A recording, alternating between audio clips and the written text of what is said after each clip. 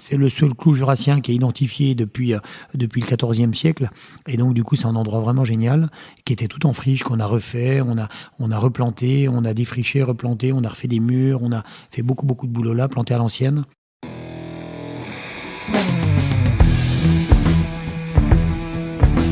Le vin, le jaja, le pinard, le pif.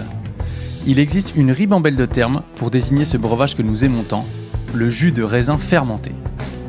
Et parce que vous et moi l'aimons passionnément, je vous propose de découvrir les secrets d'un bon vin. Parcourons ensemble le vignoble à la rencontre de vigneronnes et vignerons valeureux et engagés pour des discussions hautes en couleurs. Nous voyagerons à travers les régions, les cépages, les savoir-faire et les belles histoires du monde du vin. Je suis Romain Becker et je vous souhaite la bienvenue dans le bon grain de l'ivresse. Depuis longtemps, le Jura a une place à part dans mon cœur de passionné de vin. J'ai un amour infini pour le savagnin et le vin jaune. Je me rends donc toujours sur place avec une pointe d'excitation. Comme un enfant qui va à Disneyland et peine à y croire tant qu'il n'est pas sur place. Alors forcément, pousser la porte du domaine Tissot à Montigny-les-Arçures constitue un événement de taille. Tout d'abord, je n'avais jamais rencontré Bénédicte et Stéphane jusque-là. À eux deux, ils ont fait de ce domaine un des plus réputés du Jura et de France, excusez du peu. Ensuite, il y a ce travail parcellaire sur tous les vins, y compris les jaunes. C'est un choix fort dans une région qui, historiquement, privilégiait l'assemblage. Enfin, prendre soin de 50 hectares dans le Jura, ce n'est pas commun. C'est une autre échelle que celle des artisans jurassiens qui sont passés dans ce podcast. Je pense évidemment à la Baie, au Vernois-Houillon, les Bottes Rouges ou les Dolomies. Je suis donc arrivé au domaine avec des questions plein la tête et je n'ai pas été déçu par les réponses. Bonjour Stéphane Tissot. Bonjour Romain. Merci beaucoup de m'accueillir. Alors, accueillir, le mot est faible parce que c'est une semaine un petit peu spéciale. Je suis depuis le début de la semaine avec les élèves du master Boire, Manger, Vivre de Sciences Po Lille. Et on a le plaisir de travailler dans tes vignes depuis qu'on est là. Donc, on rencontre tes équipes, on relève le palissage. Et puis, on a eu la chance de découvrir tous les cépages. Donc, Savagnin, Chardonnay, Pinot, Trousseau et Poulsard. Donc, ça, pour moi, c'était très intéressant parce que ça permet d'appréhender la manière dont se comporte chaque vigne. Notamment ce matin, on était dans le Poulsard et c'est quand même pas la même histoire que le Trousseau ou le Savagnin. Ça part un petit peu dans tous les sens, c'est très touffu. Et donc, on comprend un petit peu les difficultés de travail. Ouais, vas-y. Alors, pour les auditeurs et auditrices, tu me montres une photo là, en direct. Voilà, puisque tu parles de Poulsard, donc vous étiez sur Arbois ce matin en train de palisser, donc de relever la végétation. Et donc nous, on est en train de sulfater avec mon équipe sur un peu plus au sud, du côté de Bréry, on lui dit en Barberon, donc 20 km plus au sud. Mais cette année, c'est beaucoup plus en avance. Et là, je suis en train de te montrer une grappe de Poulsard on est le 4 juin. C'est impressionnant, la taille déjà de la grappe de Poulsard, parce que la floraison s'est très bien passée. Et puis en plus, on est en avance comme jamais. C'est beau. Alors, c'est vrai que c'est tôt de voir ça. C'est trop tôt de voir ça, mais par contre, parce qu'on est tout début juin. Bah oui, ça se présente super bien, quoi. La nouaison a déjà commencé. Voilà. Et le Poulsard qui est un cépage capricieux, parce que le Poulsard c'est un cépage précoce, donc qui gèle facilement. Après, à côté de ça, il est toujours embêtant dans tous les cycles végétatifs, dans tous les cycles de vinification, parce que c'est le Poulsard qui est le plus cassant, c'est le cépage qui est le plus cassant quand on le travaille. C'est le cépage qui coule le plus facilement à la fleur. Au jour d'aujourd'hui, avec le réchauffement climatique, on fait peut-être une année de Poulsard tous les 3 ans.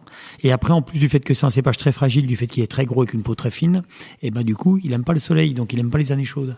Donc du coup, en 2022, on a perdu 90% de la récolte comme ça, simplement parce que ce qu'on appelle l'échaudages, le patois franc-comtois, c'est bohêné même, ça a bohêné, c'est-à-dire que les raisins ont grillé par le soleil.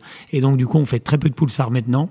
Et donc du coup, j'insiste quand même parce que c'est un cépage génial, donc on leur plante en ce moment nord-nord-est.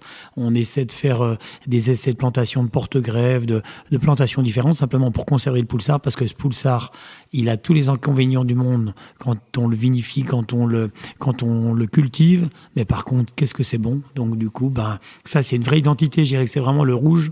C'est le rouge le plus typique du Jura et le rouge le plus endémique, le plus caractéristique. Et qu'est-ce que c'est bon. Donc du coup, il faut continuer à le faire et puis il faut simplement le planter différemment pour pouvoir le cultiver dans 50 ans. Est-ce que ça t'inquiète profondément, je veux dire, la pérennité de ce cépage ? Oh, oui, mais là, on va parler aussi, peut-être, ce qui est plus inquiétant plutôt, c'est le réchauffement climatique. C'est vrai que le réchauffement climatique, il y a deux choses. C'est que, malheureusement, nous, On a gelé en 91, la grosse année de gelée, et puis après on n'a pas gelé avant 2017, puis 2019, puis 21, puis 24. C'est-à-dire que depuis une dizaine d'années, la précocité de la mise en route de la vigne, de la végétation qui se fait maintenant, au mois de mars, on commence à avoir des feuilles et tout ça, donc du coup, la vigne forcément est plus sensible. Et puis du fait qu'on a toujours un petit coup de froid au mois d'avril, ou même cette année c'était fin mars, et du coup, on se retrouve avec vraiment dans le cadre où on est un vignoble qui est vraiment très sensible à la gelée. Donc du coup, alors, je vais pas tout noircir, c'est-à-dire que malheureusement, donc la gelée est présente. Après, la vigne a toujours tendance à compenser, c'est-à-dire que une année où la vigne ne produit pas, l'année d'après, elle a envie de se rattraper, donc elle compense un peu plus. Donc du coup, quand on fait la moyenne depuis 10 ans, on est un peu inférieur aux 10 années d'avant, mais c'est pas non plus la cata. Donc je dirais que ça va quand même. Mais par contre, après le réchauffement climatique, là, ça c'est indéniable. Pour notre région, nous permet d'avoir en ce moment une régularité de qualité qu'on n'a jamais eue avant, que mon père avait pas dans les années 70. Et ça, c'est comment à la Bourgogne, à l'Alsace, à la Champagne, il n'y a rien à faire, quoi. Le rattrapage dont tu parles, vous l'avez bien senti en 2018. Voilà, 2018, 2023, c'est 2 années très généreuses. Donc du coup, qui suivent généralement, 2023 moins, mais qui suivent des années où la vigne a été stressée avant, quoi. Bon, je profite de la perche que tu me tends pour tirer la pelote historique. Est-ce que tu peux te présenter et présenter l'histoire du domaine, s'il te plaît ?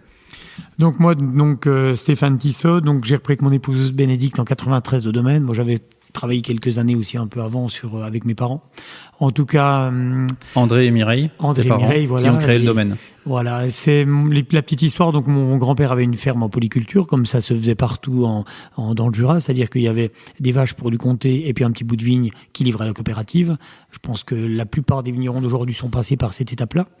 Et donc du coup, mon grand-père a planté une vigne à chacun de ses fils et ils ont tous démarré leur domaine avec ça. Donc il avait 4 fils, André, mon père, donc Jacques, Jean-Louis et Daniel, et ils ont tous démarré leur domaine viticole avec la vigne qu'avait planté leur père. Et donc du coup, mon père a donc très tôt arrêté. Donc en 69, il a arrêté donc les vaches laitières classiques. Donc il n'y a pas si longtemps que ça quand on regarde le domaine. En ayant créé son domaine en 62. Voilà, en créant en 62. Et puis donc du coup, du fait qu'il y avait plein de confusion entre tous les tissois et tout ça, donc il a mis André et Mireille. Enfin, ils ont mis avec ma maman André et Mireille sur l'étiquette. Et ma maman, qui était très active dans le domaine, s'est retrouvée une des premières vigneronnes à être mise sur l'étiquette parce que à l'époque c'était très très masculin. Dans le Jura, on sait que c'est un des vignobles sûrement qui se féminise le plus puisqu'il y a beaucoup d'installations de vigneronnes depuis 15 ans et ça c'est génial. Mais le monde du vin a toujours été un petit peu patriarcal et c'est comme ça. Donc du coup, André et Mireille, c'était pas souvent pour l'époque. Et d'ailleurs, il y avait eu un groupement des vigneronnes il y a une 40aine d'années où ma mère faisait partie. Donc voilà. Et donc ils ont créé leur domaine et donc ils ont monté jusqu'à une petite vingtaine d'hectares, jusqu'à 18 hectares de vignes. Et puis donc du coup après, nous on a repris le domaine qui était déjà un super beau domaine. Et puis par contre, on l'a développé sur des endroits où on n'était pas présent, sur Château-Chalon, sur les Bruyères, sur la Maillotche, sur plein d'endroits différents. Et on a un peu plus de 50 hectares maintenant. Et donc voilà, après, on est passé aussi par plein de changements un peu générationnels et un peu ce qu'on voulait. On est passé en bio, ça fait bientôt 30 ans qu'on est en biodynamie depuis 2004. Et puis après, on parlera un petit peu de toute l'évolution du domaine, mais on a créé plein de choses. Et puis on s'est fait plaisir depuis quelques années avec beaucoup de travail. Mais en tout cas, on a un outil qui est assez sympa et qui nous fait plaisir. Ton père, il faisait quel genre de vin ? Et surtout, qu'est-ce qu'il avait comme vin dans sa gamme ? Le Jura, de toute façon, c'est net. Faut savoir un truc tout bête, c'est que le Jura est une région qui a toujours eu beaucoup de vins différents.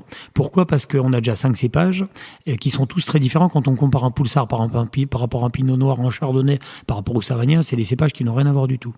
Après, par histoire et par tradition, on fait plein de vins différents. Pourquoi ? Peut-être parce qu'on a été un peu une région frontalière où on a été sous plein d'influences différentes. Vous savez, le Jura, c'est la Franche-Comté. On a été français, on a été bourguignon. Après, on a été français à nouveau. Après, on a été espagnol sous Charles Quint, comme les Flandres. Donc ça, c'est quelque chose qui est marrant parce que ça a laissé, par exemple, des traces, comme le Trousseau. Vous savez, le Trousseau qui est un cépage en France qu'on trouve que dans le Jura. Et on va pouvoir le trouver au Portugal, Espagne, sous le nom de Bastardo, Merenzao. Donc forcément, si c'est comme ça, c'est qu'il y a forcément eu des échanges à cette époque-là. même si les historiens partent du principe que on dépendait de l'Espagne, mais on n'était pas complètement espagnol, comme on disait. Mais enfin, en tout cas, il y a sûrement eu des échanges. Et un échange aussi que j'aime bien dire, c'est que par exemple la bouteille vin jaune, dont on parlera tout à l'heure, le vin jaune qui est une bouteille particulière parce qu'elle fait 62 centilitres. Tout le monde dit voilà, c'est l'évaporation, c'est la tradition qui fait que la bouteille fait 62 centilitres. Et moi, quand j'étais plus jeune, on a fait pas mal de pays avec Bénédicte et on était en Amérique du Sud en 93 et les bouteilles de bière étaient vendues là-bas en 62 centilitres. Et quand on demandait d'où ça venait, ça venait des Espagnols. Donc du coup, je connaissais pas cette anecdote. Ça me fait plaisir de l'entendre. J'ai ramené des bouteilles de Cusquena, d'Arequepena, donc les bières de Bolivie, et donc du coup c'était en 62 centilitres. Donc c'est assez marrant. C'est toujours pareil, l'être humain part toujours du principe qu'il a tout inventé. Maintenant, on est ce qu'on est par rapport à tout notre passif, et c'est ça qui est intéressant. Et c'est pour ça aussi peut-être que le vignoble du Jura est aussi complexe aujourd'hui. On fait plein de vins différents parce que justement on a eu plein d'influences. On est une région un petit peu charnière, une région frontalière où finalement on a un passé très riche qui fait ce que le Jura est aujourd'hui.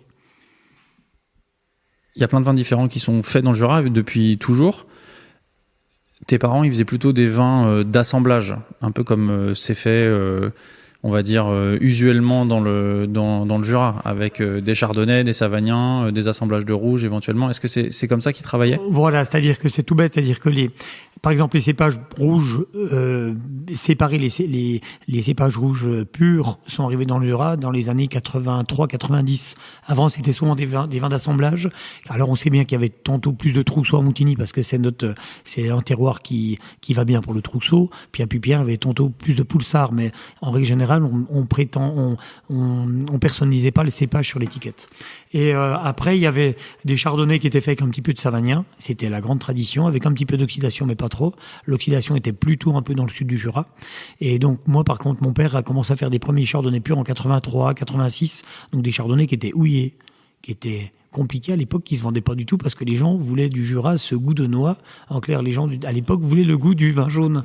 Et donc du coup, je me rappelle de 86 chardonnay. Mon père l'avait vendu en Belgique parce que il trouvait que c'était un super rapport qualité-prix, et par rapport à tous les chardonnays qui existent, c'était très très bon. Mais donc du coup, pour résumer, donc mon père faisait un vin mousseux à l'époque qui est devenu crémant. Donc un vin mousseux, un chardonnay de temps en temps, beaucoup de chardonnay savagnin parce que c'était ce qui était vraiment la tradition à l'époque. Et qui s'appelle souvent comme ça d'ailleurs, le tradition, c'est l'assemblage chardonnay-savagnin légèrement oxydatif. Voilà, tout à fait, qui a un peu ce côté un peu typique jurassien, noix, noisettes, épices et tout ça. Et puis après, donc un vin jaune, un vin de paille. Donc du coup, après, on rajoute les magvins, les mares, mais je dirais qu'un domaine classique du Jura, même s'il s'embête pas beaucoup à vouloir multiplier les cuvées, il fait une dizaine de cuvées assez facilement. Très différentes l'une de l'autre. Qu'est-ce qui a motivé tes parents à se spécialiser dans le vin et à arrêter la polyculture? Simplement par passion, parce qu'après, comme dit mon père, il pourrait l'expliquer ça très bien, c'est qu'à un moment, on peut pas être partout. Surtout à l'époque où c'était moins mécanisé que maintenant. Donc du coup, quand c'était l'époque de faire les foins, fallait les sulfater, fallait relever la vigne. Donc du coup, on pouvait pas tout faire. Et puis aussi, c'est la fibre du vin qu'ils ont petit à petit développé et qui a fait. Mon père dit toujours que il a fait la guerre d'Algérie, et la guerre d'Algérie il s'est retrouvé avec des gars du Beaujolais, des gars de la Bourgogne, qui faisaient leurs bouteilles, qui vendaient eux-mêmes leurs bouteilles. Et ça, quand il est rentré, tout le monde était en coopérative. Et dans tous les frères Tissot, c'est le seul qui a commencé il s'est associé pendant 3 ans avec mon oncle Daniel, qui est après parti dans le Lot-et-Garonne, créer son domaine dans l'appellation Buzet. Mais donc du coup, ils ont démarré dès le début à faire leurs bouteilles, à mettre en bouteille eux-mêmes. Et ça, c'est par rapport aux rencontres qu'il a eues avant. Et donc du coup, ça l'aimait. Dès l'instant qu'on est coopérateur, on va peut-être garder la polyculture un petit peu plus longtemps. Il y a encore beaucoup d'exploitations dans le Jura qui sont en polyculture et qui livrent le raisin à la coop. Mais dès l'instant qu'on commence à faire sa bouteille, à mettre en bouteille, à avoir son réseau de commercialisation, après, il faut choisir, on peut pas tout faire. Tu nous as dit tout à l'heure que ta mère, Mireille, elle avait un rôle important au domaine. Qu'est-ce qu'elle faisait ? Elle recevait beaucoup les clients parce que mon père, maintenant on est structuré un peu différemment, mais à l'époque, maman recevait celle qui vendait beaucoup de vin parce que mon père était à la vigne, à la cave, et puis maman recevait les clients, faisait déguster, passait des journées à faire déguster, puis après faire la comptabilité, faire tout, enfin comme C'est rien à faire. Quand on a une petite structure et qu'on travaille en couple, c'est vraiment un travail de couple, la vigne et le domaine viticole. Après, donc nous, on c'est un petit peu, donc maintenant on est un petit peu différent, parce que c'est un petit peu plus grand. On est structuré avec une vingtaine de personnes qui bossent toute l'année, même un peu plus, qui bossent toute l'année chez nous. Et donc Bénédicte, pareil, on travaille Ta ensemble femme, Bénédicte, ouais. Bénédicte, voilà, mon épouse depuis 93, et il y a rien à faire. C'est un travail aussi de couple où faut être présent parce que tout seul on peut pas tout faire. Surtout que c'est un métier qui est très prenant, et quand on aime notre métier, on s'investit beaucoup, et donc du coup on peut pas être partout. Donc après, c'est important de travailler en couple pour pouvoir essayer de faire les choses au mieux et puis de suivre tout ce qu'il en est. Et voilà, c'est ça qui est aussi. Mais ça, je pense que c'est pas, j'invente rien en disant que tout seul c'est bien, mais que voilà, quand on est à deux, on avance un petit peu plus loin et différemment. Donc tes parents, ils avaient fait le choix de suivre un petit peu les habitudes en matière de vin, et toi, tu as repris le domaine en 97 avec Bénédicte. Ouais, enfin 80, on a commencé un petit peu avant. Moi, ma première vinification, c'est en 90. Donc 90, mon père avait s'occupé de la vigne et puis il m'a laissé complètement la partie cave. Donc 91, je suis allé travailler pendant la saison, je suis allé travailler en Australie, 93 en Afrique du Sud. Mais par contre, c'est moi qui faisais toujours à partir de 90, les mises en bouteille, même un petit peu avant les mises en bouteille. C'est moi qui m'occupais vraiment toute la partie cave, du fait que mon père avait pas mal repris de vignes. Il avait plus trop le temps de s'occuper de la cave, et c'est moi qui m'occupais de la cave. Donc j'étais assez content parce que c'était à l'époque j'avais amené un petit peu ce que j'avais appris à l'école, et puis on faisait des vins un petit peu plus peut-être un petit peu plus moderne, peut-être un peu à l'époque par rapport aux collègues. Alors mon père était content parce qu'on avait plein de médailles d'or partout, c'était magnifique. Mais bon, oui, on a déjeuné avec lui hier. Enfin, j'ai eu le plaisir de déjeuner à côté de lui hier, et il m'a dit texto, j'étais un chasseur de médailles. Voilà. Donc du coup, quand mes premières vinifications, j'avais des médailles d'or, mes parents étaient très contents. Bon, c'est comme ça. Hein. Maintenant, ça fait un petit peu de temps qu'on met plus de vin dans les concours, et c'est comme ça. Mais en tout cas, on avait un pressoir pneumatique, on avait un petit peu tout ce qu'il fallait pour travailler correctement, et c'était une vinification plus moderne par rapport à ce qu'on fait maintenant. Si on regarde de près ta gamme de vins aujourd'hui, on peut dire que tu as pris le contre-pied de tes parents en termes de construction de gamme, de mise en avant des vins. Et il y a beaucoup de choses qui ont changé depuis tes parents sur ce que tu mets en avant et sur la taille du domaine. Alors je voudrais qu'on commence par ce que tu mets en avant. Tu fais beaucoup moins d'assemblage que tes parents. Disons qu'il y a moi j'ai donc fait 5 ans à Beaune à la Viti, au lycée viticole, et puis c'est vrai qu'on a fait quand même pas mal de descentes de cave, et quand je suis rentré de Beaune, c'est vrai que la première chose que j'ai voulu faire, c'est travailler sur le chardonnay. On a la chance dans le Jura d'avoir des vieilles sélections massales de chardonnay qui sont extraordinaires, des terroirs, une diversité de terroirs qui est vraiment magnifique. Je sais pas, peut-être qu'on en parlera un petit peu plus en détail tout à l'heure, mais en tout cas, on a plein de terroirs différents. Et du coup, de faire des chardonnays parcellaires pour montrer un petit peu notre Jura et à quoi ça ressemble et quel goût ça, c'était magnifique. Donc on a commencé par faire 1-2 cuvées de chardonnay de terroir, puis après on a continué commencé à en faire plus, puis maintenant on fait 9 chardonnays différents, parce que simplement on a une expression de sol qui est vraiment dingue dans le Jura, et on a la chance d'avoir une diversité géologique qui est dingue. Donc je pense aussi il y a une chose qui est importante, c'est que faut pas créer une cuvée pour le plaisir de créer une cuvée,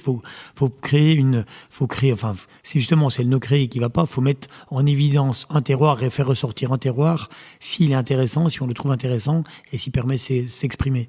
Et donc du coup, parce que comme on dit, l'autre fois on a une discussion là-dessus, c'est vrai qu'on n'est pas créateur de vin, on est simplement, on transmet et on essaie de transcrire un petit peu notre terroir par une certaine style de vinification, et on essaie de faire parler celui-ci. Et donc du coup, si on décide de sélectionner un terroir de chardonnay, c'est pas pour faire une cuvée de plus commerciale, c'est simplement parce que le terroir a un intérêt, il va être différent des autres, et puis qu'on veut le mettre en avant. C'est vraiment ton expérience bourguignonne qui t'a donné cette envie ? Oui, puis l'histoire aussi, moi je connaissais pas les terroirs du Jura comme aujourd'hui.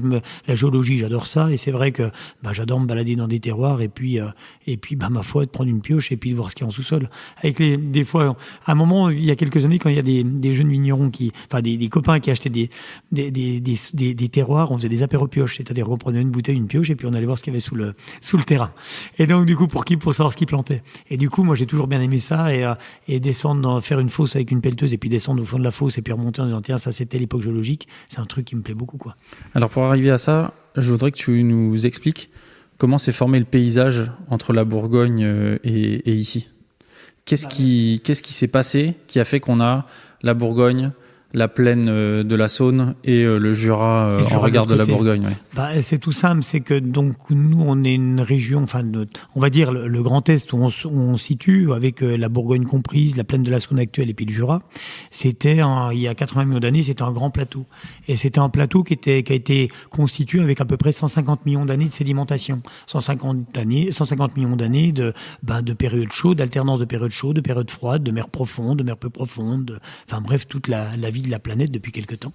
Et donc du coup, on peut dire qu'on peut résumer comme ça, c'est-à-dire que sur les 150 millions d'années de sédimentation, la plus récente, c'est à la fin du Jurassique, c'était des calcaires, et des calcaires qui sont donc là, on va dire de la roche, et donc du coup ça peut être du bajocien, du chiméridien, l'alénien, de l'oxfordien, il y a plein de styles de calcaires différents qui ont été faits, donc qui étaient les terroirs de sédimentation les plus récents.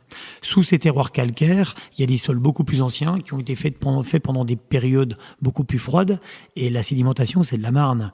Donc, c'est la période qui s'appelle le Lias ou le Trias. Et là, donc, du coup, pendant des périodes beaucoup plus froides, où on a moins d'oxygène, moins de photosynthèse dans les eaux, moins de chaleur. On a des eaux beaucoup plus froides, beaucoup plus stagnantes, avec un petit peu, on va dire, un genre de boue qui va se sédimenter. Et cette boue, en se fossilisant, donne de la marne.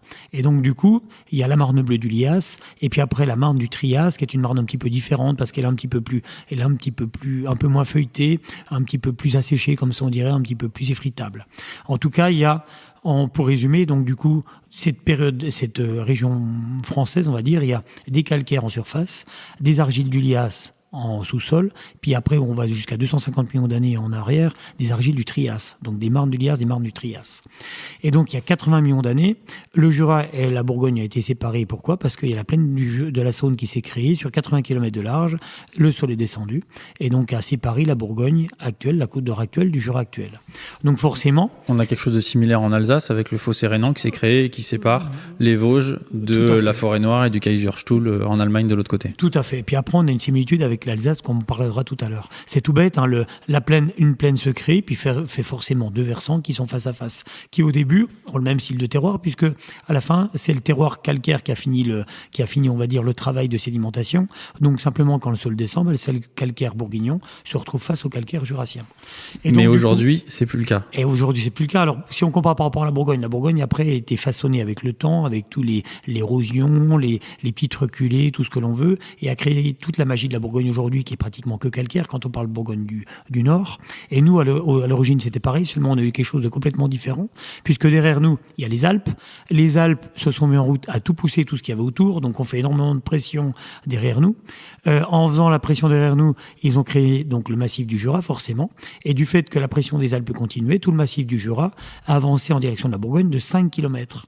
Et en avançant de 5 km en direction de la Bourgogne, ce massif du Jura, au pied du massif où on se trouve en ce moment, où le vignoble se trouve, ça fait des genres de petits bourrelets, des genres de petites buttes avec l'avancée de toute cette montagne. Puis simplement les argiles qui étaient en sous-sol se sont retrouvées à la surface. Et donc du coup, le Jura au jour d'aujourd'hui, c'est 30% de sol calcaire qu'on peut trouver en Bourgogne, les mêmes styles, du bajocien, du chiméridien ou autre, et puis 70% de sol argileux qui n'ont rien à voir du tout, qui sont des argiles du Lias ou du Trias, et que les Bourguignons ont sous leurs pieds.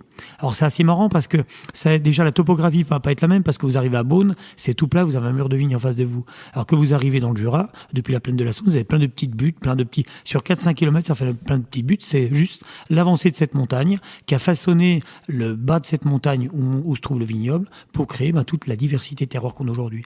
Et ça fait un patchwork de terroir qui est magnifique. Et par exemple, quand on parle de Bourgogne, je parle toujours de Bourgogne du Nord, parce que quand on descend un peu plus bas dans le Mâconnais, le Morvan fait la même chose avec le Mâconnais, a poussé le Mâconnais, et quand on arrive dans le Mâconnais, c'est beaucoup moins régulier qu'en Bourgogne du Nord, parce que simplement là-bas, on peut trouver des argiles du Lias à certains endroits. J'ai des copains là qui cultivent des endroits où on se croirait dans le Jura, parce que les argiles du Lias qui sont impressionnants. Et ça a été poussé par le Morvan. Pour ça que je parle toujours de Bourgogne du Nord et pas de Bourgogne du Sud. Enfin, en tout cas, aujourd'hui, le Jura, c'est plein de terroirs différents. Lundi soir, quand vous êtes arrivé, je suis allé vous montrer un chemin qui séparait carrément deux styles de terroirs, des argiles du Trias par rapport à des calcaires du bajocien. Et de chaque côté du chemin, on peut dire qu'il y a 250 il y a 150 millions d'années d'écart. Un terroir qui a 250 millions d'années, un terroir qui a 100 millions d'années. Et ça, c'est magnifique. Et le Jura, c'est génial pour ça. Et c'est là que tu parlais tout à l'heure de la vallée du Rhin. Et c'est vrai que l'Alsace, après, a été poussée. Et en Alsace, il y a des diversités de terroirs. Pourquoi? Parce que pareil, ils sont à la base d'une montagne qui est avancée et qui fait que tout a été chamboulé. Et puis qu'il y a des failles de partout avec des nuances de sol qui sont impressionnantes. Pourquoi est-ce qu'on a en Bourgogne un vignoble qui fait 30 000 hectares et en face, dans le Jura, on a un vignoble qui fait 2 000 hectares? Pourquoi est-ce que le vin s'est moins développé dans le Jura qu'en Bourgogne? Simplement, avant Phylloxéra, il y avait 22 000 hectares dans le Jura. C'est énorme. Mais les 22 000 hectares ont été complètement changés puisque, vous savez, on parle beaucoup de phylloxéra, mais la Première Guerre mondiale a beaucoup fait diminuer le vignoble. La Première Guerre mondiale, plus la concurrence des vins du Sud. Il y a un historien d'Arbois qui a un jour qui allé compter combien il y avait de vignerons morts sur le monument aux morts pendant la Première Guerre mondiale. Il y a plus de 250 vignerons qui étaient morts au champ d'honneur ou au champ d'horreur, comme disait Brel. Et donc, du coup, ça fait quand même beaucoup de bras en moins, tout ça. Et donc, du coup, tout ça, le phylloxéra, c'était une chose, mais la mévente, la concurrence des vins du Sud, le chemin de fer, tout ça a fait que le vignoble donc est parti de pas grand-chose et donc du coup tous les vignobles septentrionaux, la Bourgogne compris, donc ça a été compliqué. Nous par contre les campagnes quand le vignoble a diminué, passé de 22 000 hectares à 1 000 hectares de vignes, les campagnes dans le Jura étaient plutôt sereines et les paysans étaient plutôt heureux. Pourquoi? Parce que chez nous, dans le Jura, il y a le vin, mais il y a le comté. C'est-à-dire que vous avez une super belle vigne.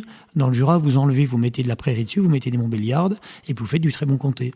Et donc, du coup, les paysans, mon grand-père et tout ça, c'était plutôt des campagnes qui étaient plutôt prospères, parce que vous aviez un petit peu de vin qui faisait du vin, qui faisait à la fruitière, qui était à la coopérative, donc il avait 2 hectares et demi de vignes. Puis après, à côté de ça, dans chaque village, il y avait une fruitière, mais non pas une fruitière viticole, mais une fruitière à comté, une fruitière laitière.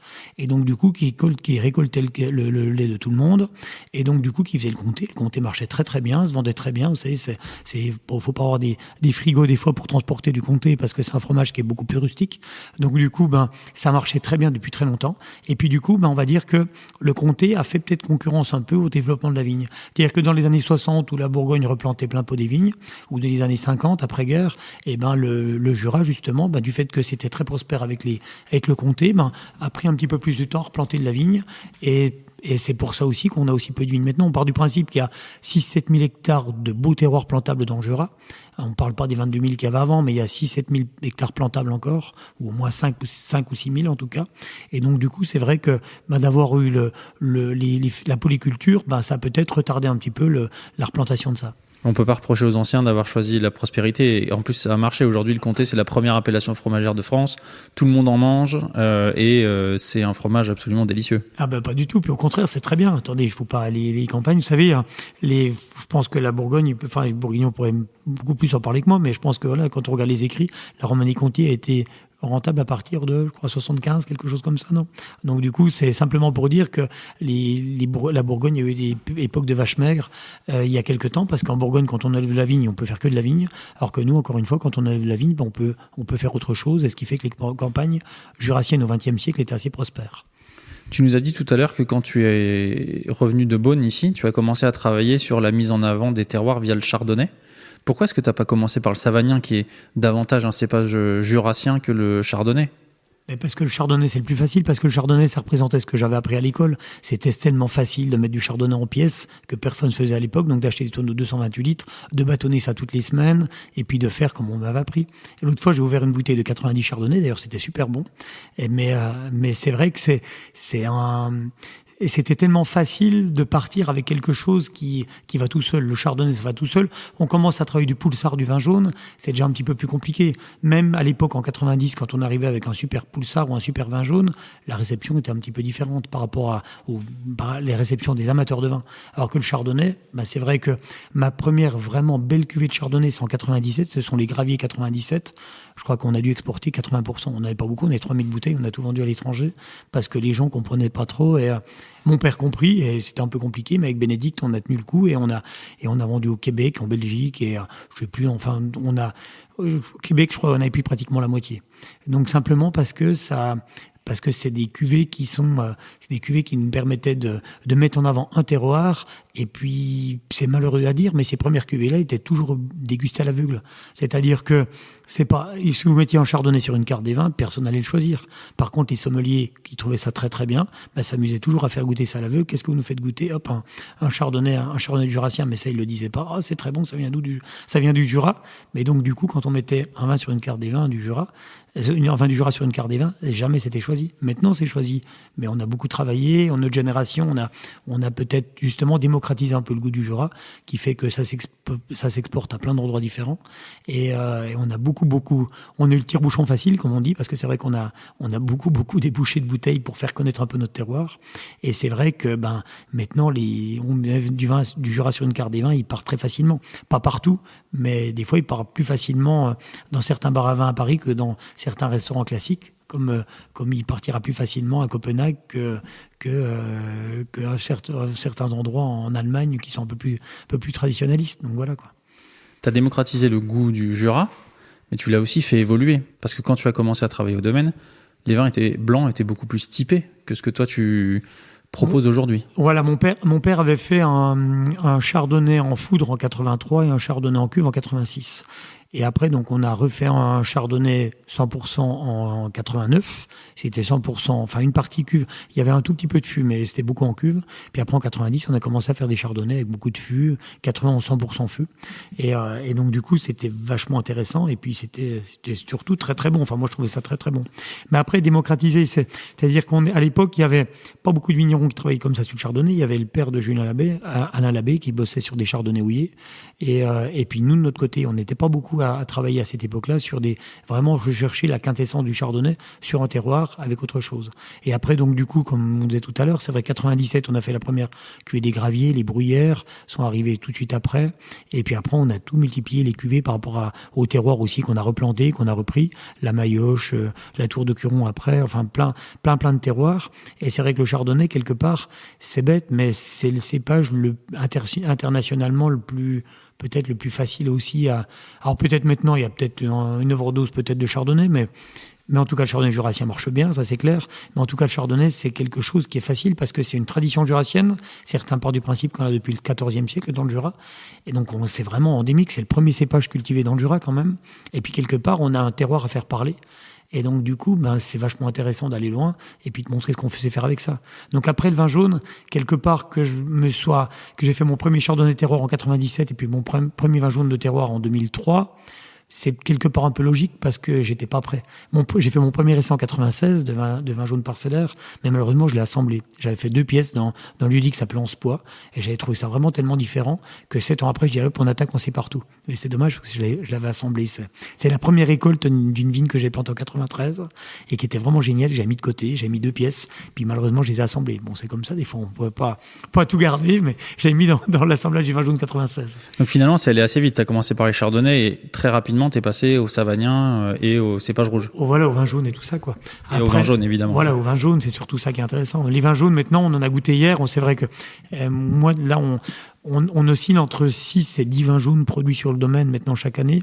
Et ça, je m'amuse parce que le vin jaune, c'est l'aboutissement aussi quelque part de la typicité du Jura. Pour beaucoup, le vin jaune, c'est l'expression du Jura la plus pure. C'est la noix, les épices, le curry. C'est vraiment l'expression terroir et vinification et identité jurassienne. Par contre, pour beaucoup, c'était une vinification qui masque un peu le terroir. C'est-à-dire que pour beaucoup, le vin jaune est tellement puissant qu'on parle de vin de vinification, on parle pas de vin de terroir. Et moi, j'ai été complètement contre cette idée-là. En plus, le passage en bio nous a un peu donné raison parce qu'il y a rien à faire. Le passage en bio permet au terroir de s'exprimer encore plus. Et donc, du coup, quand on a commencé les premiers vins jaunes parcellaires en 2003, c'est vrai que ça a un peu bluffé tout le monde parce que on se retrouvait avec des vins qui étaient complètement différents, qui avaient rien à voir, qui avaient une identité. Et puis, quand on parle tout à l'heure, on parlait du Lias ou du Trias, de ces deux terroirs complètement différents, c'est vrai que le vin jaune s'exprime de façon complètement différente à travers ça.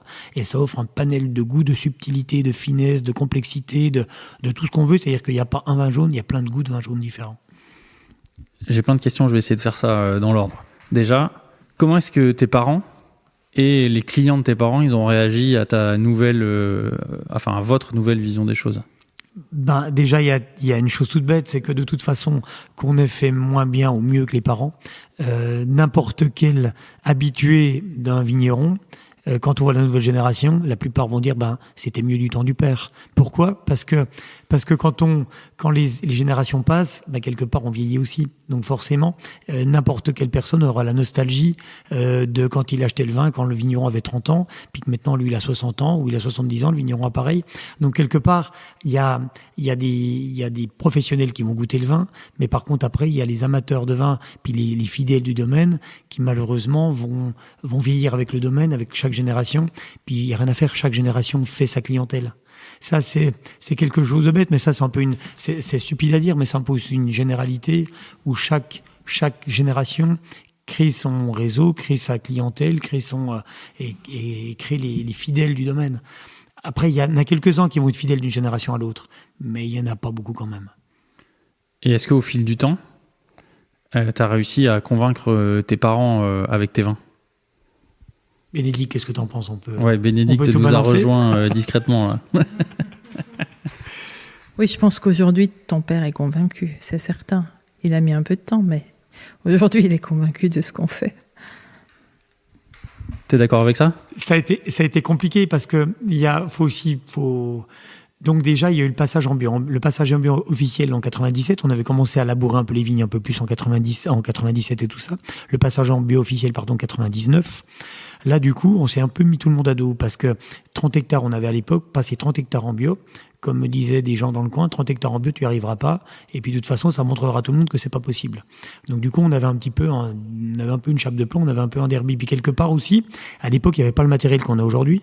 Et pour nous, passer en bio, c'était une évidence. Avec Bénédicte, on allait à l'époque, on allait à Paris, on rencontrait à l'époque à Paris, c'était la Fête Gourmet avec Bruno Cognou qui était le grand rassemblement, et puis peut-être les caves aussi du Panthéon. Mais il y avait deux endroits qui étaient un peu les grands rendez-vous de tous les vignerons, un peu plus nature ou un peu plus bio du parisien à l'époque. Et c'est vrai qu'on rencontrait plein de gens. Je me rappelle de Nadi Foucault un coup, il dit putain, c'est bon ce que tu fais, t'es en bio? Je dis non, tu devrais. Et donc, du coup, c'est con, mais... Nadi Foucault, c'est le clos rougeard. Voilà, mais c'est bête, mais quelque part, on a rencontré avec Bénédicte plein de gens à cette époque-là qui nous ont donné envie d'être dans le bio. Et donc, du coup, cette mouvance de bio des années 97, 95, 97 qu'il y a eu en Alsace, en Loire, on était peut-être un peu en décalage. Et donc, du coup, on l'a suivi un peu, mais on a fait vraiment le pas en 99 de signature du label d'engagement au niveau du bio. Et quelque part, c'était un petit peu aller avec notre climat qui est quand même rustique dans le Jura. On a quand même un climat qui est pas facile. On a quand même 1100 mm d'eau par an. On a quand même des sols qui sont compliqués. Donc, c'était quand même quelque part un derby aussi. Puis, c'était peut-être aussi un risque de partir en bio avec finalement le fruit du travail de mes parents, quelque part. Quand, il y a quelques années, il n'y a rien à faire. Je me suis rendu compte que quelque part, mes parents ont bossé pendant très longtemps pour créer un domaine. Alors après, on a repris avec Bénédicte. On s'est pas mal endetté parce que j'ai des frères et sœurs. On s'est pas mal endetté pour reprendre le domaine, pour acheter le domaine. Mais malgré tout, en 99, tout n'était pas à nous, loin de là. Et donc, du coup, quelque part, on a un peu pris des risques avec leur fruit de leur travail. Donc, quelque part, que les collègues vignerons de l'époque disaient à mon père, de toute façon, ton fils, ça va être compliqué, ça sera compliqué, il va peut-être pas y arriver. Mais quelque part, c'est normal que mon père ait une réaction un petit peu épidermique au début en disant que c'était compliqué, quoi. Donc, quand on est passé en bio, quand même, mon père, on s'est pas beaucoup causé et pendant un an, il a pas mis les pieds à la vigne, quand même. C'était un peu compliqué. Et donc, du coup, il a fallu un peu de temps. Puis il a fallu beaucoup de travail pour qu'on prouve que ce qu'on voulait, c'était ça et qu'on montre qu'on aille dans la bonne direction. Bénédicte, comment vous avez vécu cette période-là ? Moi, j'étais enceinte de Louison, 99. Et du coup, je le vivais, je suivais le mouvement, en fait. C'est ça, en fait, on était on était dans l'activité tout le temps, donc il fallait quand même faire. Même s'il y avait des tensions, il fallait faire. Donc... il n'y avait pas trop le choix. Mais en tout cas, c'était des périodes un petit peu tendues, mais ça se passait bien, ça se répercutait pas à la maison le soir, on va dire. Est-ce que ça vous a fait douter à un moment ? Forcément, il y a 99, ça allait pas mal, 2000, ça allait pas mal, puis arrive 2001. Et à la fin des vendanges 2001, moi je me demandais, en 2001 on avait pris du mildiou, c'était compliqué, c'est une première année pluvieuse, première année compliquée. 99 et 2000 c'était vraiment tout seul. Et 2001, waouh, là du mildiou, des compliqués, on n'avait pas les mêmes réactivités, on n'avait pas les mêmes conseils. Maintenant vous savez, dans chaque, on a les chambres d'agriculture qui font des conseils et tout ce qu'on veut. Il y a la partie bio est pratiquement plus importante que la partie conventionnelle, c'est-à-dire qu'on est vraiment suivi, épaulé, il y a de la recherche, on est conseillé, c'est génial. Au niveau viticole, pour aller plus loin, il y a vraiment beaucoup une grande énergie. Mais des fois, on est un peu tout seul. Et en 2001, moi, à la fin des vendanges 2001, parce qu'on avait fait une petite boîte de négoce avec Bénédicte à partir de 97, la cave de la Reine Jeanne, qu'on a vendue complètement en 2012.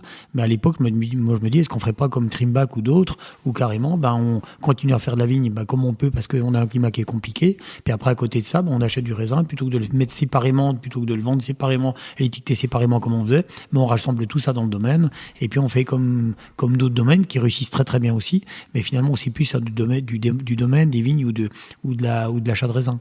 Et donc du coup, à la fin de 2001, c'était un peu la question qu'on se posait. Surtout que 2003, arrivé à 2002, on n'a pas fait une grosse récolte, et 2003, année de la canicule, on était à 13 hecto-hectares. Donc du coup, c'est pas beaucoup. Il y a eu quand même des années un peu où on se dit ouais, c'est un peu compliqué. Et donc du coup,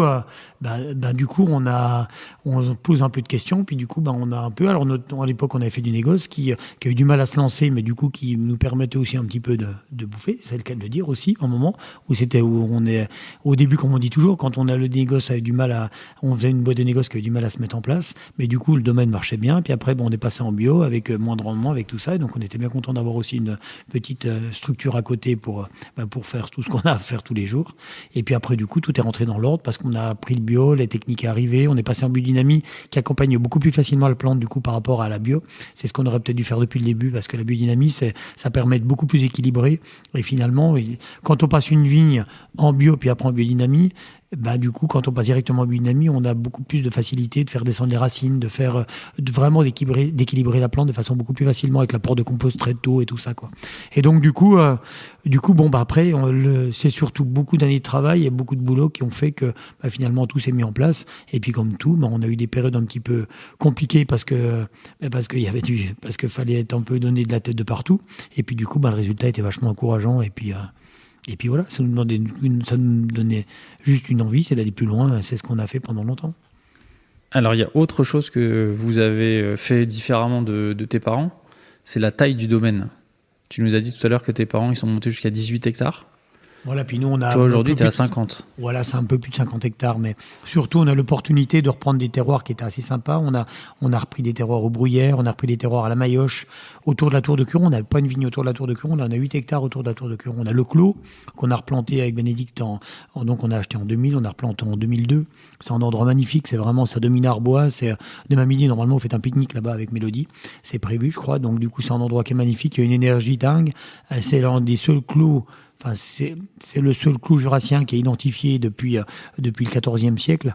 Et donc, du coup, c'est un endroit vraiment génial, qui était tout en friche, qu'on a refait, on a replanté, on a défriché, replanté, on a refait des murs, on a fait beaucoup de boulot là, planté à l'ancienne.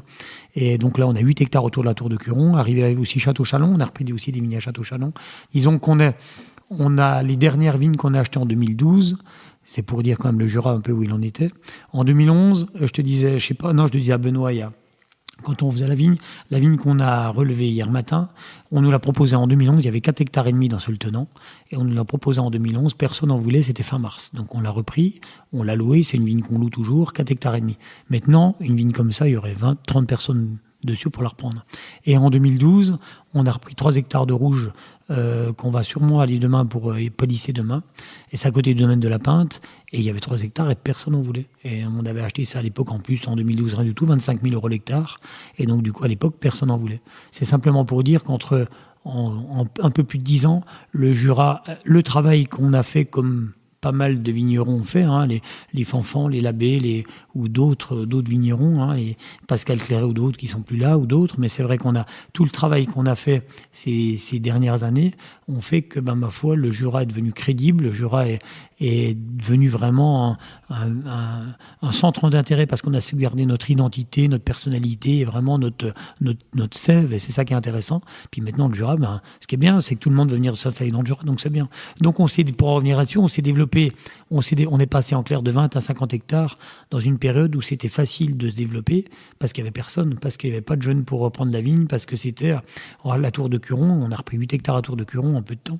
Alors c'est vrai qu'on a peut-être allé un peu vite, Bénédicte, je le reconnais aussi un peu, mais ça tu le sais depuis un petit moment, c'est vrai que normalement on devait s'arrêter à 30, puis à 40, et puis après du coup, on arrête le négoce, puis je reprends un petit peu de vigne, c'est ce qu'on a fait en 2012, et donc du coup ça fait maintenant depuis 15 ans qu'on est à peu près à la même surface de vigne, et donc ça nous a permis d'être à 50 hectares de vigne donc depuis 2012, et donc du coup ça nous a permis un petit peu plus d'aller plus loin dans ce qu'on voulait par rapport à la qualité du matériel, la qualité du personnel, par rapport à plein de choses, et puis planifier aussi un peu ça, ce domaine de mettre en place pour que finalement ça aille bien, et puis qu'on ait une équipe comme on a en ce moment, que tu as rencontré, puisque ça fait 3 matins que tu travailles avec eux, et puis voilà, on a mis en place pour mettre un domaine qui est plutôt serein, et puis qui nous permet d'être assez optimiste pour l'avenir.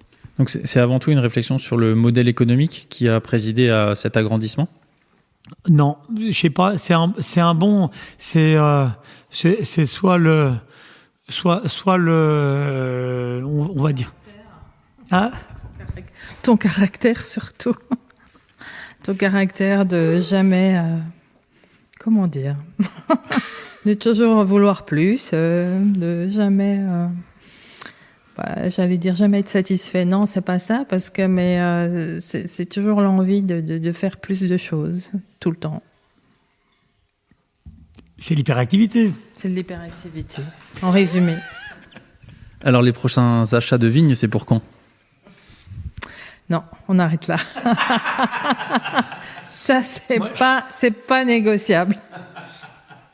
Moi, je me laisse quand même une porte ouverte à un certain endroit, mais je sais pas, on verra. Pas beaucoup de surface, mais il y a un endroit quand même où je voudrais être plus présent, et on verra dans le futur. Parce qu'il y a rien à faire. Il y a quelques terroirs magiques dans le Jura encore que je voudrais bien encore. Mais il y a rien à faire. Il y a une. On va dire, il y a une vingtaine d'années, on était quelques-uns à dire, tiens, ça serait bien, ou même il y a 25 ans, de dire, tiens, ça serait bien peut-être de faire des grands crus dans le Jura. Puis on a bien vu que c'était complètement impossible. De toute façon, ça serait impossible maintenant. Puis maintenant, avec le prix du foncier, ça sera encore plus impossible. Mais ce qui est sûr, c'est que nos 50 hectares de vignes, s'il y avait une classification de crus dans le Jura, on serait très content d'avoir 6 hectares aux Bruyères, 3 hectares à la Maillotche, 8 hectares autour de la Tour de Curon. C'est-à-dire qu'en clair, on aurait quand même beaucoup de vignes très bien placées dans ces beaux terroirs. Et quelque part, ça, c'est un peu une fierté. C'est peut-être aussi pour ça que, comme je disais, il y a ça, par contre, Bénédicte va être d'accord avec moi, je lui disais ça il y a 20 ans, je dis un jour ou l'autre, tout le monde saura faire du vin avec les réseaux sociaux, les échanges, tout ça, les réseaux sociaux, on parlait pas des réseaux sociaux, mais on parlait déjà des vignerons qui bougeaient, on voyait tous les jeunes qui passaient par chez nous et tout ça, et puis, tout ce qu'on a fait aussi nous. C'est-à-dire que faire du vin, tout le monde aura sa recette de faire du vin. Il y aura plus de petits secrets, je pense, dans le futur. Mais par contre, d'avoir des super terroirs, ça sera inimitable. Et c'est vrai que je pense que la crédibilité dans le domaine, c'est peut-être aussi à la fin, parce qu'on parle beaucoup aussi de méthodes de vinification, autre chose, surtout dans le Jura. Mais d'avoir des super terroirs, je pense que ça, c'est la sève, et puis c'est la colonne vertébrale dans le domaine.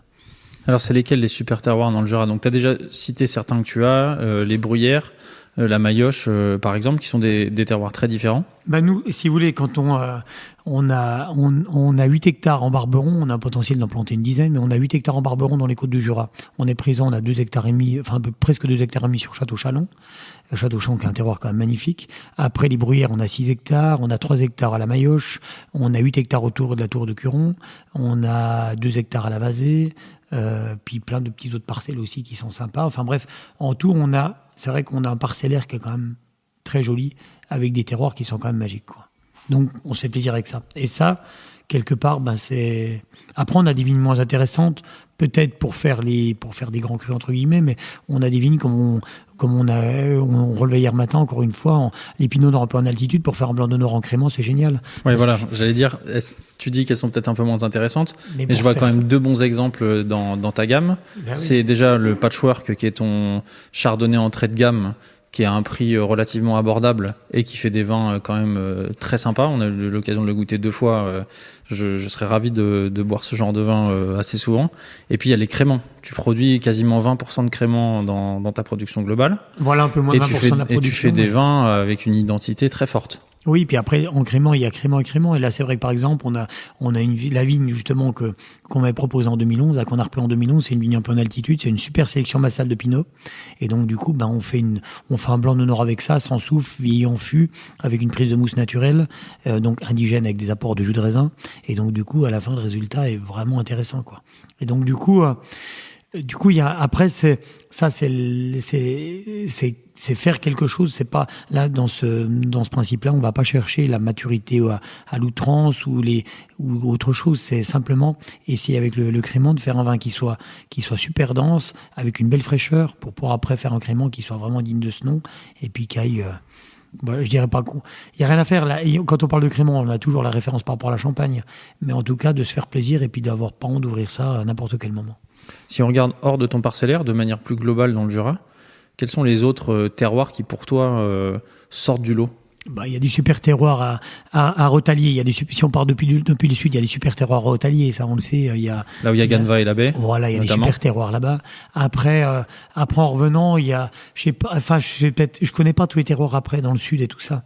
Après, il y a des terroirs assez intéressants, je trouve, du côté de Saint-Lothin, Passenant, où il y a des super trias qui sont assez. Le trias, c'est peu développé dans le Jura. Il n'y en a pas, enfin, peu présent dans le Jura. Il n'y en a pas énormément. Et là-bas, il y a un petit peu des veines de trias qui sont assez sympas. Et puis après, c'est vrai que si on revient, Poligny, il y a des super terroirs calcaires. C'est encore une fois, c'est une mosaïque de plein de terroirs différents. Et moi, après, sur Arbois, Château-Chalon, oui, Château-Chalon, avec forcément Château-Chalon, et puis forcément il y a Château-Chalon. Château-Chalon, il y a une diversité avec trois grands coteaux à Château-Chalon qui sont vraiment sympas. Le Jura, c'est une mosaïque de terroirs magnifiques. Et donc du coup, après, c'est compliqué de dire. Mais en tout cas, c'est compliqué de faire une listing tout de suite. C'est pour ça que ça sera compliqué, puis ça sera impossible de faire une classification de grand cru dans le Jura. C'est le vigneron qui peut dire aussi, ça se fait à plusieurs. D'avoir pas la prétention de faire la classification des terroirs du Jura. Mais en tout cas, sur Arbois, quand je regarde un petit peu les terroirs qu'on a, et puis le vignoble d'Arbois, qu'on connaît quand même assez bien, on a quand même sur Arbois, je suis assez fier des terroirs qu'on a sur le domaine. Je veux qu'on revienne sur les jaunes. Hier, effectivement, on a eu l'occasion, et je te remercie, de déguster 6 ou 7 vins jaunes différents. Alors, je mets de côté, il y en avait 2 qui étaient avec des élevages très longs, mais sinon, on en a dégusté 4 parcellaires, Ansepois, la Maillotche, la Vazée, et il m'en manque un. Les Bruyères. Avec vraiment des profils de vins très variés. Donc, tu démontres que la vinification, finalement, elle n'a pas un impact si important que ça sur le vin. En tout cas, qu'elle ne masque pas le terroir. Disons que la vinification oxydative, la vinification sous voile, comme on disait tout à l'heure, normalement, pour beaucoup, c'est une vinification qui écrase le vin et qui va pas faire ressortir le terroir. Ça, c'était la logique pour beaucoup de vignerons. Et moi, le premier essai qu'on avait fait en 96, vraiment me montrait que finalement, les terroirs goûtaient différemment au terme du vieillissement de 6 ans, comme on fait le vin jaune classiquement. Et donc, du coup, l'idée depuis 2003, donc en 2003, quand on a assemblé ces 96, c'est vrai que l'idée, c'était d'aller un petit peu plus loin et puis de dire, maintenant, on va attaquer à faire des parcellaires de vin jaune sur tout l'ensemble. Et ça, c'est quelque chose de nouveau parce qu'encore une fois, la vinification sous voile va finalement marquer le terroir, mais peut-être encore plus qu'on pense. Parce que je trouve que quand on est à 6 ou 7 ans, les terroirs sont très différents, mais quand on passe à 12 ans, les terroirs sont encore plus marqués. Quand on a goûté les 12 ans d'Agière, finalement, l'expression de terroir à 12 ans était plus marquée qu'à 6 ans. Et donc, du coup, ça veut dire que plus on va loin dans cette vinification-là, plus finalement le terroir s'exprime. Et c'est complètement à l'opposé de ce qu'on pourrait penser au début. Et donc après, je m'amuse là-dessus. Et c'est vrai que les vins jaunes, tout pour le moment, on en embouteille 6. On en aura bientôt 2 de plus. Et donc, Barberon. Ouais, tu veux nous en dire plus sur les 2 nouveaux, s'il te plaît ? Barberon et un autre Château-Chalon. Donc, du coup, ça nous fera 8 vins jaunes parcellaires. Donc, qui sont maintenant, on met en bouteille au bout de 7 ans.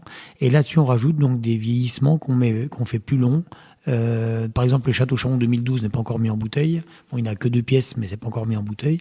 Et puis après, il y a plein d'autres terroirs qu'on fait vieillir plus longtemps. Puis là, par contre, le principe, en faisant vieillir plus longtemps, autant quand on fait un vieillissement de 7 ans, je veux que tout soit vinifié pareil. C'est à peu près moitié cave chaude, moitié cave fraîche. Donc moitié cave un peu plus sèche et moitié cave plus humide.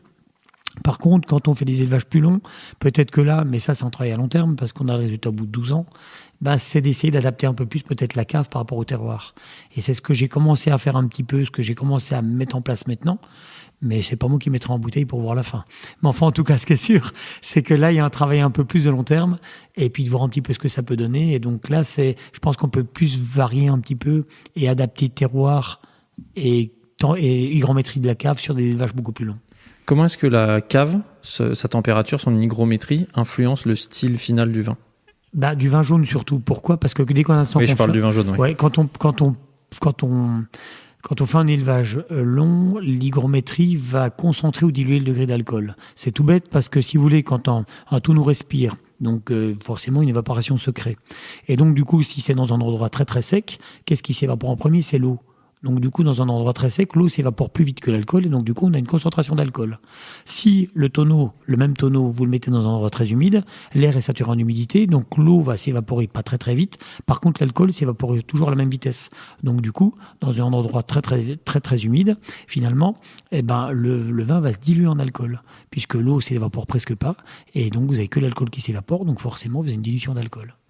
Est-ce que ça influence aussi l'épaisseur du voile et donc le style du vin, parce que le voile, ça a tendance à comment dire, le voile ça vit, et donc le voile le voile du vin jaune, c'est un développement levurien, et les levures vont subir un petit peu l'atmosphère, tous les facteurs qui vont autour, et dès l'instant qu'on va augmenter l'alcool avec une cave plus sèche, à un moment elles vont plus supporter l'excès d'alcool. Parce que le voile, il se nourrit un petit peu de ce qu'il y a dans le vin. Tout à fait, mais les levures, la nourriture des levures, déjà, ce sont les levures mortes, déjà, la lie et tout ça. Et donc, du coup, après, à côté de ça, le voile va se développer. Si on reprend depuis le début, c'est tout bête, c'est que le savagnin dans le Jura est planté que sur les sols argileux. Et les sols argileux sont des sols qui sont assez pauvres, donc du coup, avec un cépage rustique, on fait peu de rendement, et donc on vendange toujours très tard, donc on se retrouve avec le cépage savagnin qui a une peau très épaisse, donc encore une fois qu'on vendange tard, on se retrouve avec beaucoup, beaucoup de sucre. Mais du fait qu'il est planté que dans les sols argileux, c'est des sols qui sont plus lourds, des sols qui sont plus froids, donc du coup on aura une acidité plus importante, un pH plus bas. Et donc du coup cet équilibre alcool-acidité fait que quand on met le savagnin en vieillissement sans y toucher, normalement n'importe quel vin qu'on met au contact de l'air, ça serait quoi ? Ce serait des bactéries qui se développeraient, qui vous feraient un très beau vinaigre. Mais les bactéries, elles n'aiment pas l'alcool, elles n'aiment pas l'acidité. Donc les bactéries vont pas se développer. Au contraire, c'est ce vol de levure qui va se développer à la surface du vin, qui est une souche de levure un peu particulière qu'on trouve dans le Jura. Là, l'atmosphère et la condition climatique et l'historique du Jura jouent beaucoup. Et cette levure va se développer, va protéger le vin. Et c'est cette levure qui va transformer le vin pour lui donner des arômes de noix et d'épices. Mais cette levure est aussi sensible parce que si le degré d'alcool se concentre pendant le temps de vieillissement, si on arrive à 18 degrés d'alcool, ce degré d'alcool aussi va tuer les levures. Et donc, du coup, on va faire le même principe de vinification dans ce cas-là, qu'on va obtenir le même résultat que les Espagnols obtiennent avec l'Amontillado. L'Amontillado, où ils attaquent, eux, ils disent, quand il y a le voile, ils disent que c'est biologique, et quand il n'y a plus le voile, ils disent que c'est oxydatif. Et donc, les Amontillado espagnols, ils attaquent avec un vieillissement sous voile, puis après, soit la cave se réchauffe et sèche, et donc, du coup, le degré d'alcool monte, soit ils rajoutent aussi de l'alcool, c'est possible aussi. Ils refortifient, ouais. Ils refortifient pour faire monter le degré d'alcool, puis à ce moment-là, ils finissent sans voile. Et donc, quand on fait des élevages très longs en cave sèche, on a des vinifications proches des Amontillado espagnols. Donc, en cave humide, tu vas avoir un voile un peu plus important qui va se développer. Toujours un voile plus tu vas faire des vins un peu plus minces, on va dire. Non, alors pas mince, c'est pas le mot, c'est-à-dire que tu fais des vins qui vont peiner au début à avoir le goût de vin jaune parce que le voile se développe moins, parce qu'il fait plus froid dans la cave. Mais par contre, ce goût de vin jaune ce goût de vin jaune va venir plus longtemps et au bout de plusieurs années parce que le voile va être actif plus longtemps. En clair, au bout de 6 ans, dans une cave sèche, on gagne 2 degrés et demi d'alcool, donc le voile est presque plus présent. Alors que dans une cave plus humide, le voile au bout de 6 ans est encore présent et continue à fabriquer de l'éthanol, c'est-à-dire continue à transformer de l'alcool, oxyder l'alcool pour donner de l'éthanol et qui vont donner le goût de vin jaune. Donc du coup, ça continue à évoluer même en cave humide. Il me semble que le voile aussi se nourrit du glycérol qui est dans le vin, et donc ça a tendance à donner des vins avec un petit peu moins de texture. C'est pour ça que les finaux qui sont élevés sous voile à Xérès, c'est des vins un peu plus droits que les Oloroso par exemple, qui sont des vins un peu plus onctueux. C'est ça ? Ouais, et puis il y a une chose assez marrante, c'est que nous justement on a fait la différence. On a quelques pièces des fois qui ne prennent pas le voile. C'est-à-dire que sur Emizimbo, avec beaucoup d'alcool, la première fois qu'on a vu ça c'était en 2005, il y a tellement de matière que certaines pièces prennent le voile et certaines pièces ne prennent pas le voile. Et donc à la fin, on se retrouve exactement avec on a vu ça en 2005 pour la première fois, il y avait 12 pièces de brouillard 2005, il y en a 7 qui avaient pris le voile, c'était le vin jaune, et il y en a 5 qui n'ont pas pris le voile, on appelait ça dévoilé.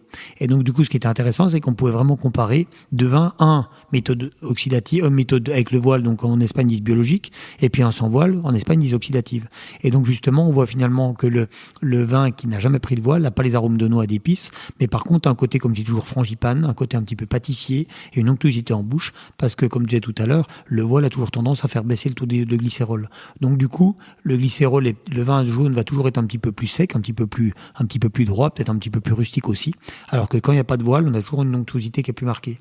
Et quand on fait des élevages plus longs, c'est assez marrant parce que finalement, en cave sèche, le voile va plus être présent les dernières années, et du fait qu'il y a beaucoup d'alcool et qu'il n'y a plus de présence de voile à la fin, sur des élevages très longs, on revient sur cette onctuosité, un peu comme les amontillado espagnols. Donc ça, c'est vachement sympa parce que cette sucrosité revient avec des élevages plus longs. Cette approche parcellaire là qu'on a bien décrite, elle a fait des émules dans la région, c'est-à-dire que aujourd'hui, on a de nombreux domaines qui mettent en avant leur parcellaire avec des cuvées spécifiques, mais pas trop pour les jaunes. Quasiment personne ne commercialise des vins jaunes avec une approche parcellaire. Comment ça se fait ? Parce que il faut avoir un certain domaine, déjà, faut avoir l'envie, il faut avoir un domaine avec certains styles de parcelles. Et donc, là, ma connaissance, il n'y en a qu'un pour le moment qui fait ça très bien, c'est Damien Courbet. À Château-Chalon, où en 2018, il avait commencé en 2017 sur isoler une pièce, et en 2018, il a fait quelques pièces séparées de Souroge, puis Saint-Pierre et Sur-Lierre.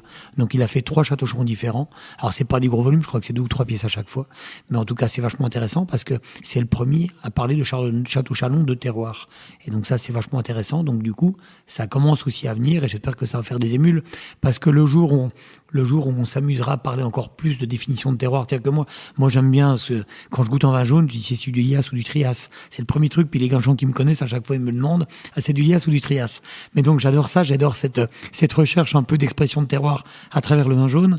Mais par contre, le jour où justement ça va se démocratiser, ça sera encore un autre monde pour le vin jaune, où les gens seront encore plus intéressés, encore une fois, par la complexité, la finesse, et tout ce qui fait que le vin jaune n'est pas qu'un vin oxydatif, c'est un vin qui a une complexité qui est impressionnante. Comment le Lias et le Trias, justement, ça influence le style des vins ? Comment est-ce qu'on les reconnaît dans le verre ? Le Trias, ça donne toujours des vins qui sont un petit peu plus larges, un petit peu plus onctueux, un petit peu plus structurés. Et le Lias, donne toujours par contre des vins qui sont toujours un petit peu plus vifs, avec presque une amertume un petit peu citronnée. On dit toujours que le Château-Chalon, il a une petite pointe citronnée. Et moi, avant de vinifier un Château-Chalon, je comprenais pas trop ça. C'est vraiment en 2007 que j'ai compris un petit peu cette notion de citronné, d'amertume citronnée du Château-Chalon, qui fait que finalement, à la fin, quand on goûte Commières, quand on goûte plein de vins jaunes d'Arbois, puis qu'après on goûte un Château-Chalon, on dirait qu'on goûte 4 vins jaunes, puis après on revient sur un vin blanc, alors que la vinification est la même. C'est vraiment une autre approche, un autre style. Ouais, si je peux partager mon expérience personnelle et faire encore un parallèle avec les vins de Xérès, moi je trouve que Château-Chalon, en tout cas dans certains que j'ai dégustés, c'est ce qui se rapproche le plus finalement d'un Finot. J'ai trouvé parfois, notamment chez Courbet et chez Marie-Pierre Chevassus, sur certains millésimes, des vins qui avaient vraiment cette droiture et ce côté amande, olive verte qu'on peut avoir sur des Finots. Ouais, chez Chevassus, c'est super bon parce que ce côté citronné est toujours très présent, je trouve. Et donc toujours, c'est une délicatesse, c'est vraiment un vin jaune qui est très frais et très délicat et vraiment une très très belle persistance. Est-ce que tu as déjà fait du voile sur des chardonnays ?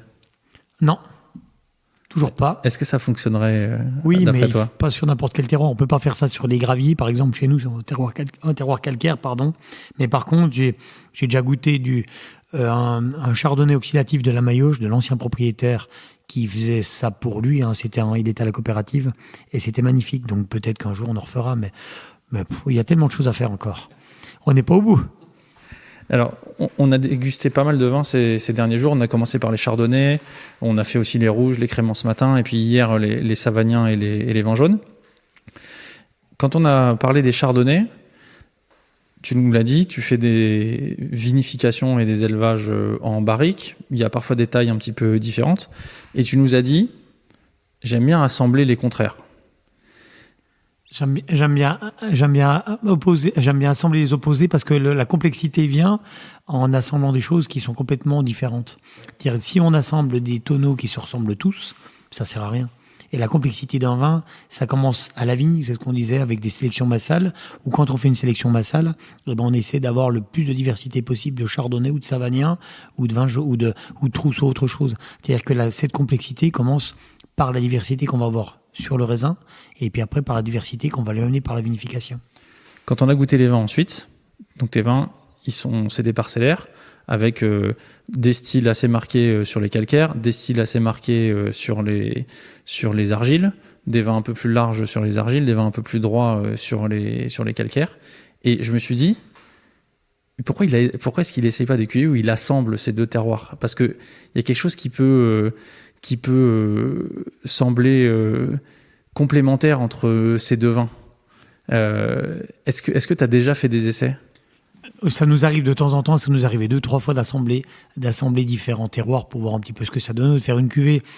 Par exemple, on en a fait une en 2010, c'était super intéressant, ça s'appelait les amants, parce que les amants, ça s'est fait qu'une fois, et c'était un assemblage de calcaire et d'argile. Mais après, quelque part, c'est toujours pareil. Est-ce qu'on est dans une logique, je vais être un petit peu cru, mais est-ce qu'on est dans une logique bourguignonne ou bordelaise ? Est-ce qu'on veut faire un vin d'assemblage ou un vin de terroir? C'est ça qui est un peu différent. Et donc après, ça dépend où on se situe. Et moi après, je vais pas dire que je préfère le Bourgogne ou Bordeaux. Bon après, peut-être que je bois un peu plus de Bourgogne que de Bordeaux quand même. Mais bon, parce qu'on est plus près, on va dire comme ça. Mais enfin, en tout cas, ce qui est intéressant, c'est que la magie des terroirs qu'on a dans le Jura, c'est bien aussi. On peut faire un très bon vin d'assemblage, mais c'est tellement excitant de séparer ces terroirs et puis d'avoir toute cette diversité. Alors, cette diversité, des fois, qui va peut-être pas être comprise à l'autre bout du monde. C'est-à-dire quand un amateur de vin à l'autre bout du monde, je pense pas qu'il fasse beaucoup la différence des fois, où certains vont peut-être pas faire la différence entre des graviers, les bruyères ou la mayole de chez nous. Mais c'est pareil, qui vont chez Ramonez, qui vont faire la différence entre un bout de riotte ou un autre. Donc du coup, c'est pareil aussi. C'est-à-dire qu'après, il y a le style du domaine qui fait que les amateurs vont vraiment se faire plaisir, les gens très précis, très pointus vont se faire plaisir. Puis peut-être qu'après, il y a des gens qui sont peut-être un petit peu moins sensibles, qui vont sentir les nuances, mais finalement qui vont peut-être aussi aimer le style de vin qu'on fait. Donc après, voilà, il faut se mettre un petit peu. En tout cas, moi, c'est un truc qui me plaît, d'aller loin dans cette expression de terroir. Comme je te disais tout à l'heure, ça sert à rien de mettre en avant un terroir si on en fait déjà un ou s'il a pas un intérêt d'être séparé. Mais par contre, qu'il y a un terroir qui a une vraie identité, de le mettre en avant, moi je trouve que déjà pour ce terroir-là, c'est magique. Et puis quelque part, c'est vraiment le but, moi dès l'instant qu'on a isolé un terroir et puis qu'on aime ce terroir et puis qu'on dit qu'il est toujours comme ça avec telle typicité, de revenir en arrière en disant tiens, il va servir d'assemblage. Oui, oui, on est tous allés, enfin non, on n'est pas tous allés chez Chave, mais quand on goûte chez Chave, toute la diversité de tous les terroirs, et puis qu'après il y a une cuvée, c'est vrai, qu'est-ce que c'est bon aussi de goûter avant, puis qu'est-ce que c'est bon à la fin. Donc oui, ta question est pas stupide, mais c'est un choix, à un moment il faut faire des choix. Alors il nous reste quelques minutes, donc je vais essayer de pas être trop long, mais il y a un sujet qu'on a un peu touché du doigt, c'est le changement climatique. Finalement, toi, en étant installé depuis 1997, le changement pour toi, il est rapide. Tu as vu des modifications importantes.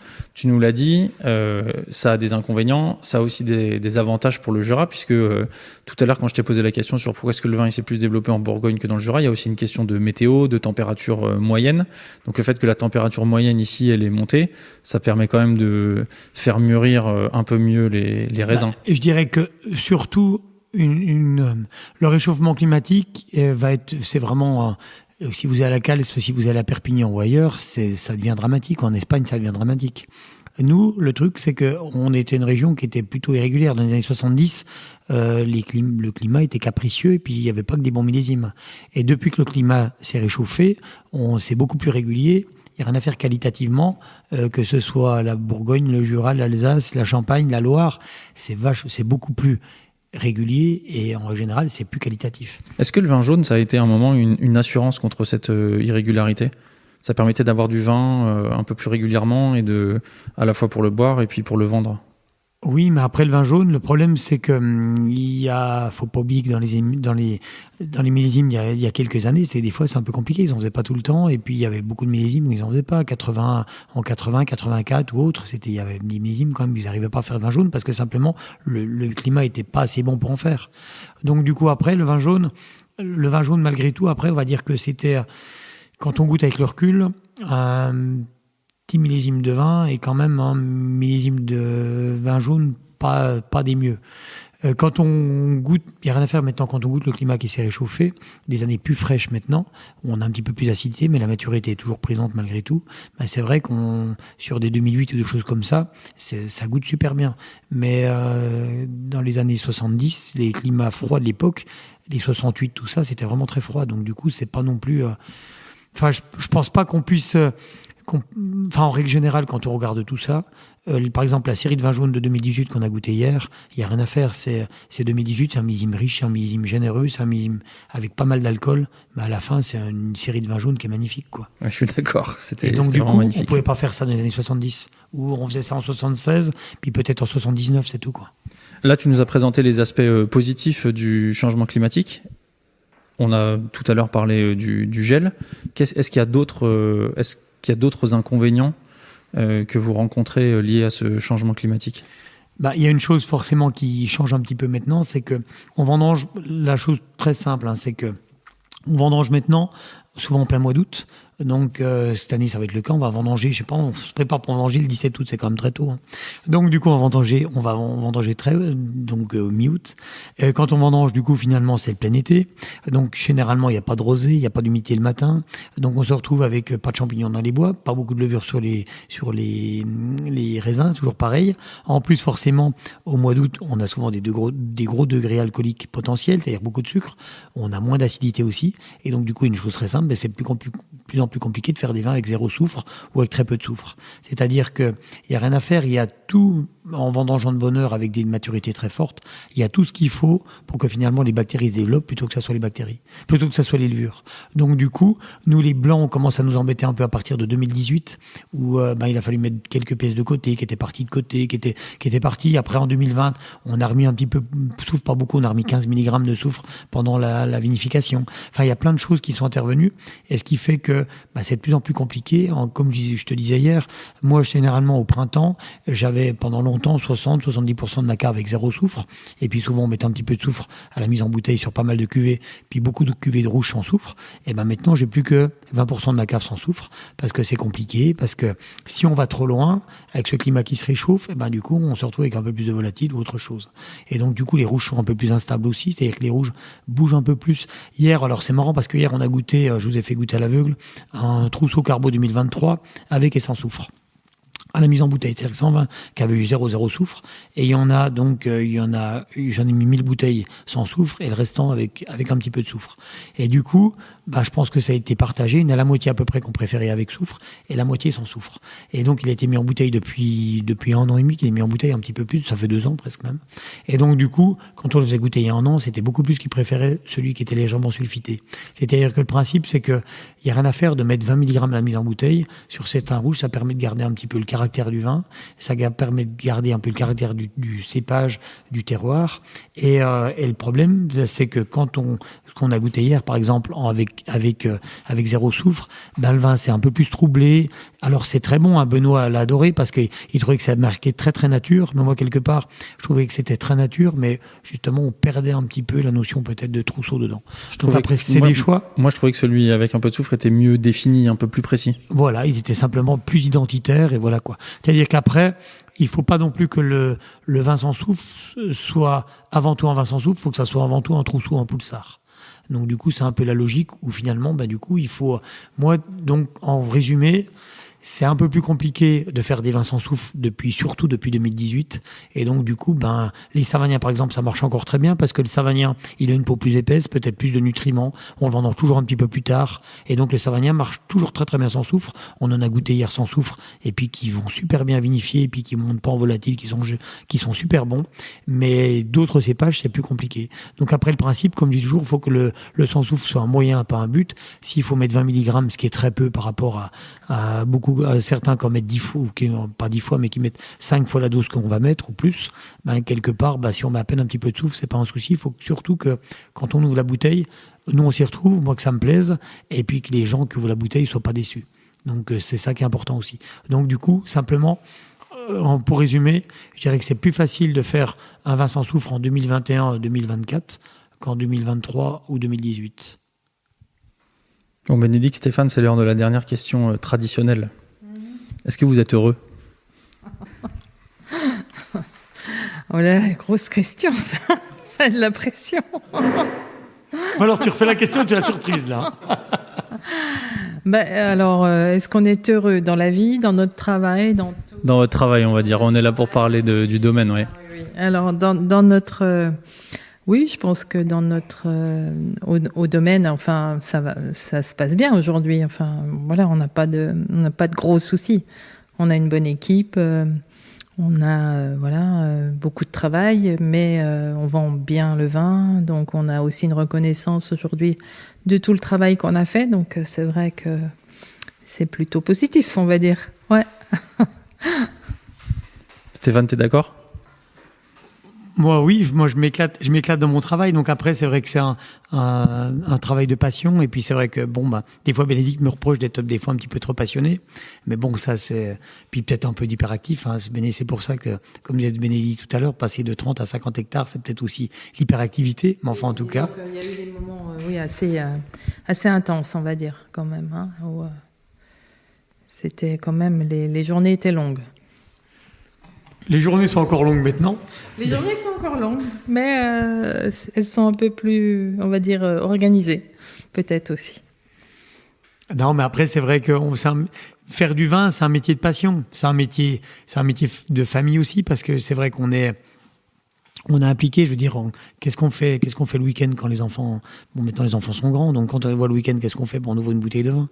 Donc je veux dire, après, malgré tout, notre travail est toujours omniprésent. On va au restaurant, on va ouvrir, on va déboucher une bonne bouteille de vin. Enfin, le travail malgré tout est toujours présent parce que c'est notre ADN, c'est la chose. Moi, je fais un métier que j'ai jamais pensé faire autre chose que d'être vigneron parce que peut-être j'ai la chance aussi d'être né, là on est au caveau de dégustation, d'être né, et puis enfin d'avoir vécu toute ma jeunesse à 20 mètres d'ici. Et puis c'est vrai que, comme disait la maîtresse quand j'étais tout petit, mais ça c'est tout bête, mais voilà, les vendanges arrivent, les notes de Stéphane baissent. Parce que simplement j'avais la tête ailleurs. Et j'ai vu l'autre fois, Madame Rousseau, elle me disait encore la même chose. Donc c'était marrant parce qu'elle s'en souvenait. Et ce qui est marrant, c'est que voilà, moi j'ai toujours vécu là, et voilà, quand il y avait des tout petits tonneaux à nettoyer, mon père donc faisait le soutirage, mais il m'attendait que je rentre de l'école pour que j'aille nettoyer le tonneau parce que lui rentrait pas dedans, puis fallait que ça soit un petit qui rentre dedans, quoi. Donc c'est tout bête, mais j'ai un peu vécu cette vie que malheureusement je regrette que mes enfants n'ont pas vécu parce que on vit à 2 km d'ici, on n'est pas sur le domaine, mais c'est vrai que quand on vit sur un domaine viticole, on vit au rythme du domaine viticole, et ça c'est quand même, ça c'est magique, et donc moi c'est ce que j'ai vécu, et ce qui fait que j'ai jamais pensé faire un autre métier que d'être vigneron. Et puis voilà, je sais pas. Moi, je dis toujours que la vie est belle. Mais des fois, peut-être un peu trop, je le dis. Mais enfin, en tout cas, je fais un métier qui me plaît. Et puis, j'aurais pas fini quand je passerai la main, je pense que j'aurais pas fini de faire tout ce que je voulais faire. Mais c'est ça qui est bien. Faut en laisser pour les autres. Ça, c'est la parole de Bénédicte. Ne pas vouloir tout faire et laisser des projets à la génération d'après. Ça, c'est important. Merci beaucoup à tous les deux. Merci Romain, et la vie est belle.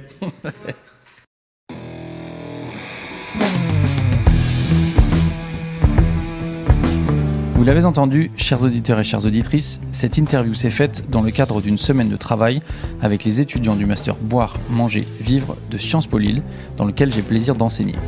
Merci donc à Benoît Langueigne de m'avoir entraîné dans cette aventure et merci à Mélodie Tissot d'avoir rendu tout cela possible. Enfin, merci Stéphane, Bénédicte et les équipes du domaine pour votre accueil formidable.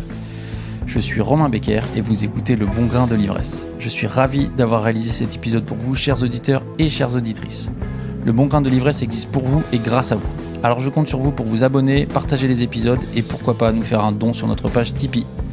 Au montage et au mixage, c'était Emmanuel Nappet.